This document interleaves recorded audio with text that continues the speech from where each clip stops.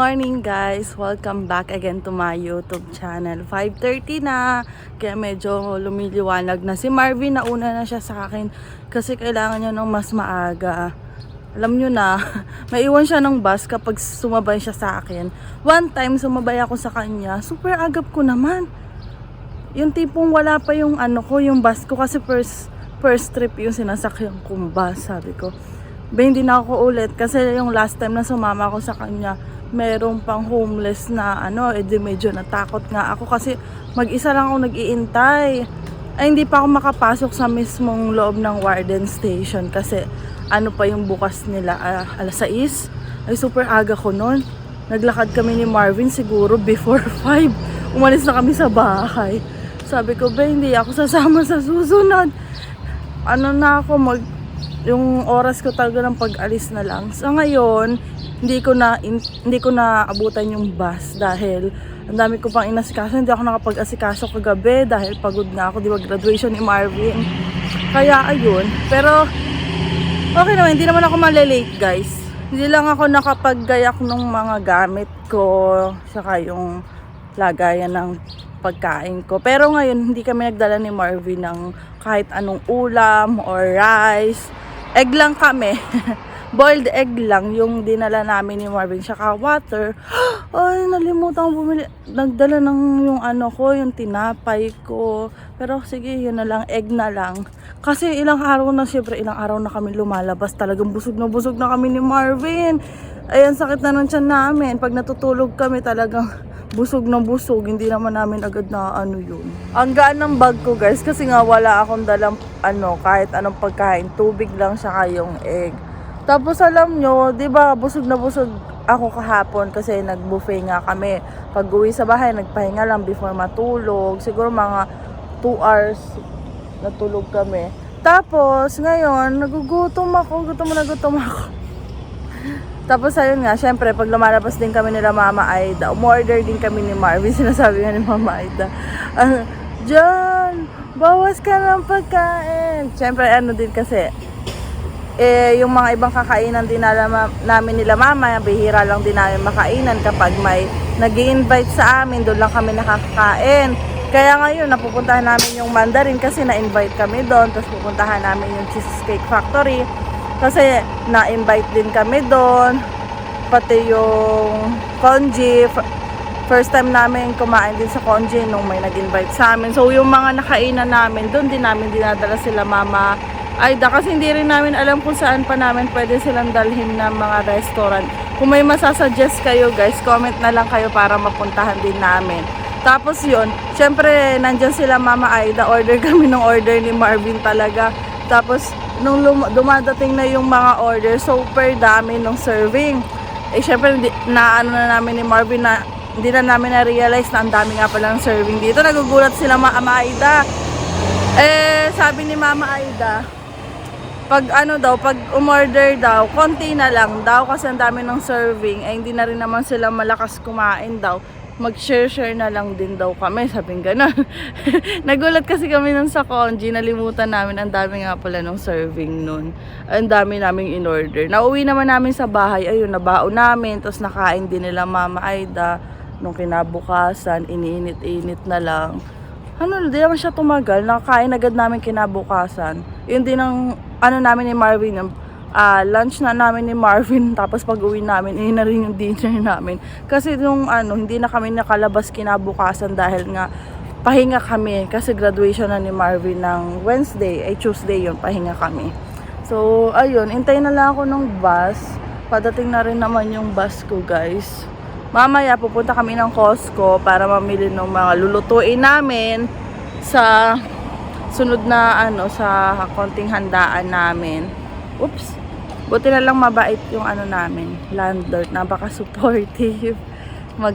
Inaayos nila yung backyard para yung mga bisita namin doon lang. Konting handaan lang naman para lang ma-celebrate lang yung parang yun, birthday at graduation na ni Marvin. Kasi madami kaming isa-celebrate.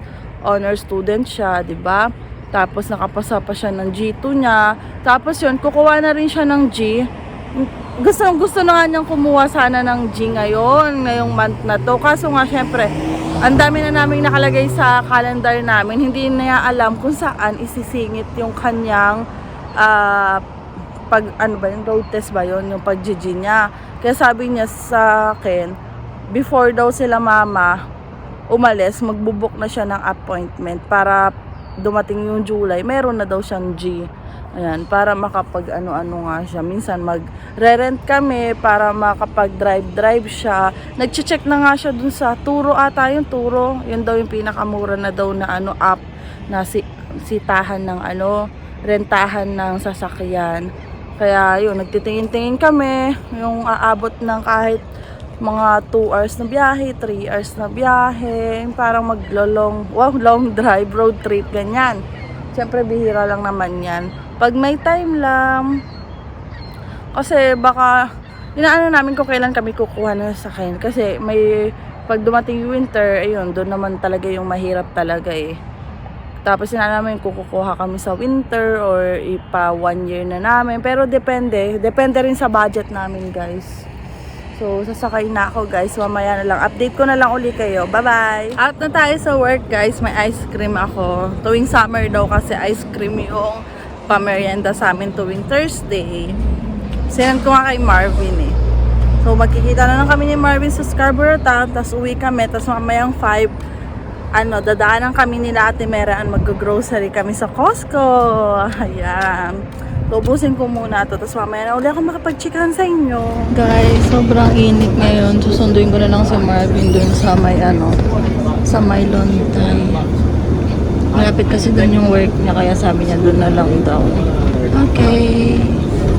Dito na kami guys. Ayan. Nagawa ni Tito. Doon lang lalagyan ng table. Isang pahaba ng ganito. Oo, dito yung mga lalagay. Tapos dito may kainan din dito. Dito yung pagkain eh. Saan? Doon? Oo. Sa loob pwede naman daw papagamit ni Tita kapag madami nga tiba.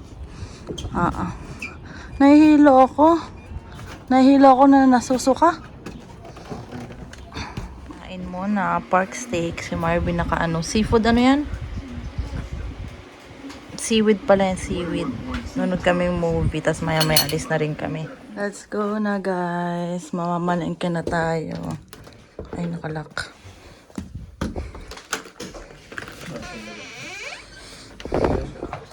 Under construction pa yung backyard. Ha? Let's go. Dito na tayo sa Costco guys. Kasama namin si Kuya Ali at si Ate Marian. Ayan na, nakakuha na tayo ng carts. Tingnan natin kung mapupuno ito. Mapupuno ba ito, be? Hindi yan? Hindi ko ng tubig. Tubig nga. Bibili tayong 2 tubig uli eh. Kasi para pang matagalan na. Meron pa tayong isang doon, isang buo pa. Ayan na yung tubig. 2 tubig. Tatlohin mo na kaya? Kuha tayo ng saging. Ayan. Gusto ni Marvin ng saging. Kuha siya ng egg. Isang egg, guys. Ito para sa seafood boil na gagawin ko. Cute. Ang liliit. Little potato. Let's go. Ayan. Try daw namin, guys. Ayan si Marvin sa try. Hanap ka ng mas yung matagal. Tapos guys, wala na akong makita ng congratulations na chocolate. White na lang. Ito happy birthday. Pwede namang maalin sa dalawa kasi celebrate naman ng birthday at graduation ni Marvin. So ayan na, okay na. Let's go. Ang baon. Ba't iba kulay? Kaya iba kulay? Kasi 10.99 dalawa. Ayan, yung madaming chocolate sa ibabaw. Hinahanap namin guys yung matagal ma-expired. Ayusin natin. Ayan. Kasi itong mga nasa harap yung mabibilis na ilang araw na ma-expired na. Hello, croissant. Oh my God, may croissant. Last time wala to eh. Kaso 7.99. Ang mahal. Okay. Pizza. Pre-taste. Ayan si Marvin. Pre-taste muna tayo guys. Ang sarap.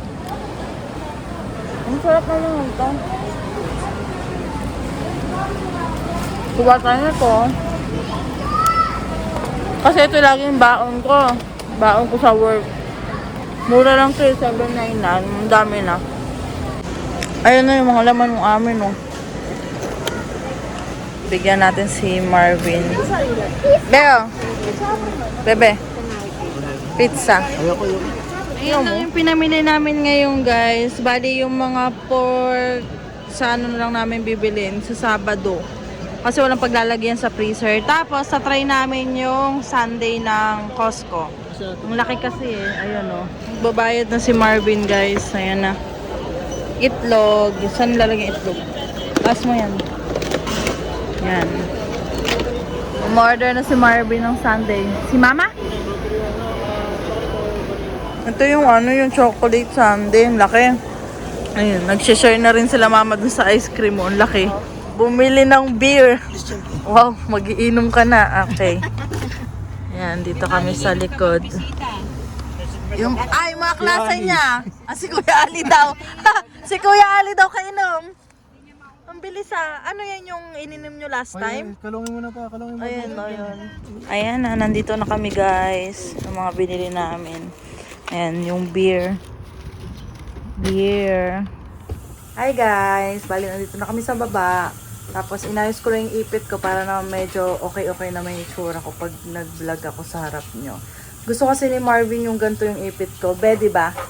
Bagay sa akin yung ganyan. Yung mataas daw yung ano ng ipit.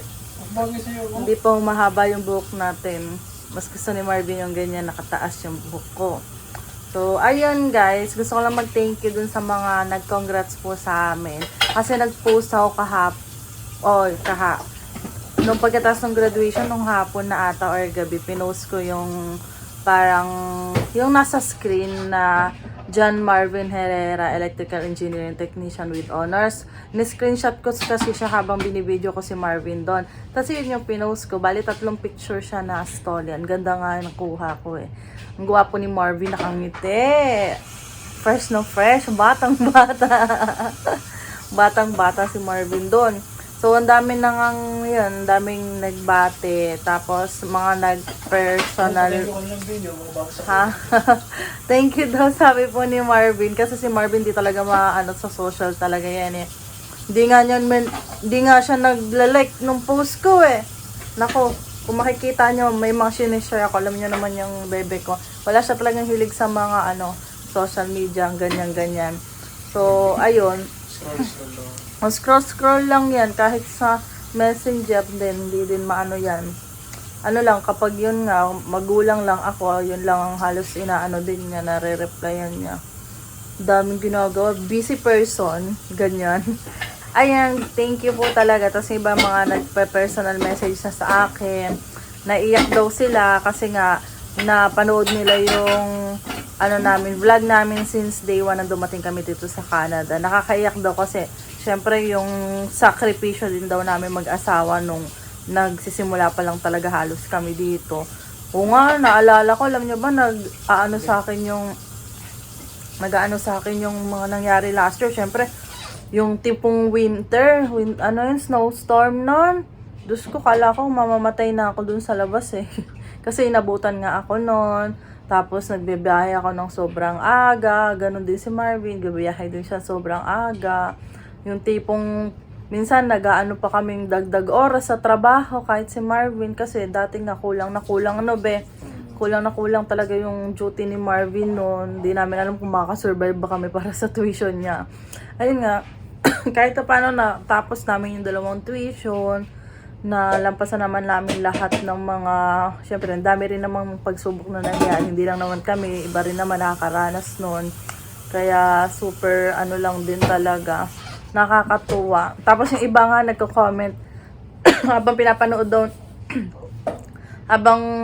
nung nakita daw nila yung picture ni Marvin, siya kasi, syempre daw, with honors pa daw. Kasi si Marvin, busy sa school, tapos may trabaho pa din siya. Yung trabaho niya, Sabado at Linggo, whole day din yun. 8 hours din siya doon, tapos ang layo pa ng biyahe niya. Kaya ayun, nakakatuwa lang din.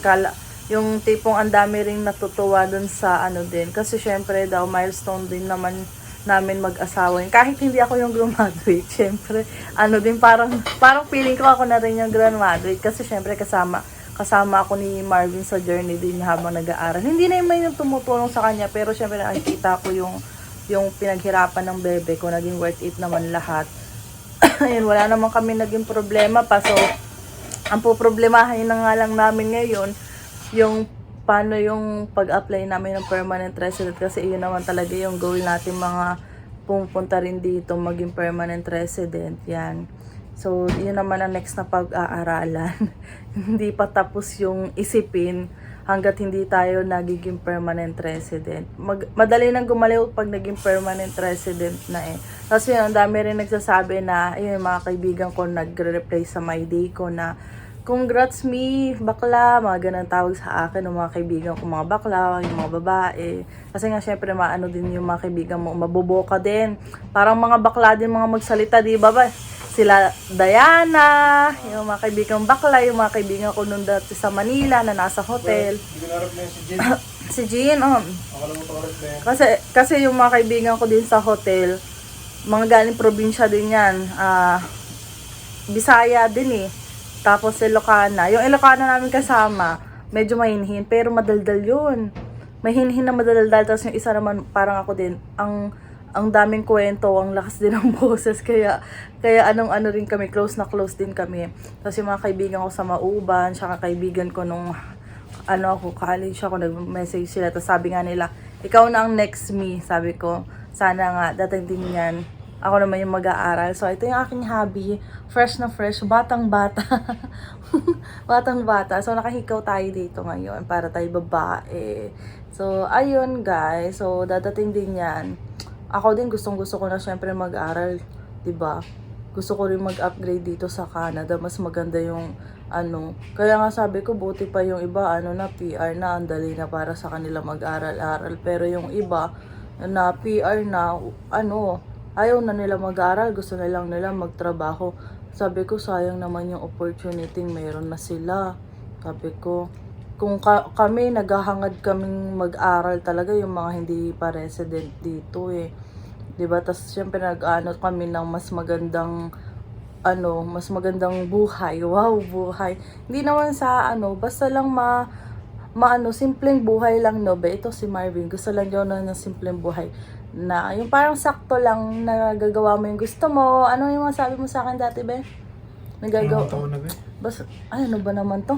Nakakalimutin talaga, tumatanda na talaga siya, guys. So, yun na, magpapaalam na ako, guys. Kasi, madami pa kami kasi magsusulat pa ako ng mga kailangan pang bilhin. Kasi madami pa kaming bibilhin. Parang, konti na lang ba? So, first time kasi naming maghahanda ni Marvin ng ganito. So, dapat pala pag mga ganito, dapat talaga, nag-ready ka talaga eh. Kasi, syempre, balak namin, kami lang magluluto. Kung mag-order man kami, late na, baka hindi na kami tanggapin. Kasi yung mga ganyan, 1 week before, yung pinaka bigla ang order na. Kaya, ayun guys. Thank you po ulit. Don't forget to like and subscribe sa YouTube channel ko. Pati din po yung aking TikTok account na Crystal Herrera. Tapos, Crystal in Canada sa Facebook naman po yun. Thank you. Bye-bye. Bye-bye.